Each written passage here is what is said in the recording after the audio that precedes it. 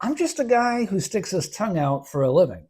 That's how Gene Simmons answers when people ask about his politics. He'll usually follow up with, it's none of your damn business. I'm keeping it clean for YouTube, but you get the idea. At the end of the day, I think he's right. Your politics shouldn't be anyone's business unless you want them to be. But I'll admit, I come to that agreement with a bit of a caveat. I don't love it when celebrities push their politics, especially when they do it in places where politics has no business being, like in the middle of a concert, during an awards show, or while promoting a movie. There's a time and a place. Adam Sandler, for example, can be at a big venue, and you'd never know he leans conservative. He just shows up, does the job the audience paid for, and doesn't turn it into a lecture. Now, I'll be honest with you, I find it especially grating when celebrities on the left do this. And yeah, it often crosses into pretty ugly territory. I'm not saying conservatives are perfect, but there does seem to be a difference in tone and intensity. That's just my observation. Here's the caveat, though. I'm a conservative myself. I'm a political commentator and blogger. I have a platform, and I use it. I believe we're all Americans with the right to free speech, celebrity or not. You have the right to say what's on your mind, even if it's disagreeable, and the rest of us have the right to disagree right back. That's the whole point of free speech. So when I catch myself thinking, just shut up and sing or just act and stay quiet, I have to ask myself, is it because I think entertainers should stay in their lane? Or is it just because I don't like the message? Honestly, it's a question I have to answer. But again, I go back to tone and intensity and time and place. If you're at a political convention, that's a place where I expect to hear someone's politics. At a concert, not so much.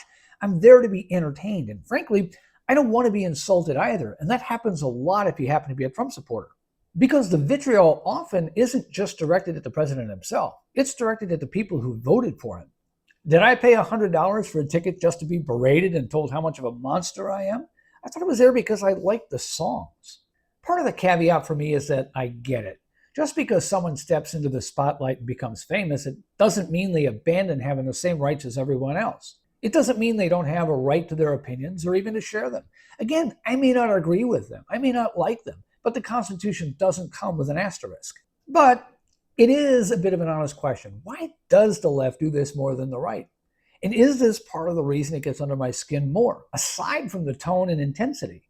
When conservative celebrities speak about their politics, it's usually kept at the policy level. When it comes to the left, it's personal. Here's the thing. Most of us, regardless of how we vote, are just plain tired. We're tired of the vitriol, tired of the lectures, and tired of feeling like we can't enjoy a movie or a song without being forced to take a side in a culture war. We aren't looking for a political baptism every time we turn on the TV. We're looking for a break. If you want to hear a political opinion, you go somewhere where it's expected to be there, like tuning into the Springboard. Thank you for being here, by the way. But for a certain segment of Hollywood and the music industry, the personal is political. They don't just want to debate tax brackets or border security. They want to litigate your character. If you disagree with their preferred candidate, you aren't just wrong, you're a monster. You're deplorable. You're dangerous. That shift from policy to personal is the exact moment they lose the room because even when they're sharing their opinions, it's not exactly substantive, right? Think about it. When was the last time you heard a celebrity give a nuanced take on the economic impact of trade tariffs? You don't. Instead, you hear them talk about saving the soul of the nation while implying that half the nation has lost theirs. It also makes you feel like in order to be a fan, you have to now be part of some club, or can I just say it, a cult? If you don't drink the Kool-Aid with them, suddenly you're no longer welcome. When Pink says, if you voted for Trump, I don't want you at my concerts or listening to my music, what does that say? And why should that even be a thing? Since when did enjoying a song have to depend on who I voted for? I agree with Gene Simmons. He's an entertainer, and when people pay money to go see him perform, that's what they want to see. They want to see him sticking his tongue out. They don't care who he voted for or what he thinks about what's going on in Iran. He has the right to tell you, and he will. Just not at a concert. And that's sort of what he's talking about too, time and place. It's not that you can't have an opinion. It's just that there's a right place and a wrong place to share it. And again, I'm going to be less bothered by it if the speech is such that I agree with it.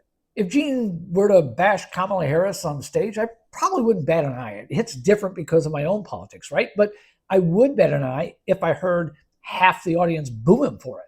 That's the line. And I get that too, no matter what's being booed. At the end of the day, I'm not asking for celebrities to be robots. I'm just asking for a little bit of that Gene Simmons wisdom. Because here is the reality. If you spend your whole life telling half your audience they aren't welcome in your club, eventually you're going to find yourself performing in an empty room. You have the right to speak your mind, absolutely. But in certain venues, your job is to entertain people. Saving the soul of the nation, if that's what they believe needs to happen, is hard to do when you've already kicked half the nation out of the theater.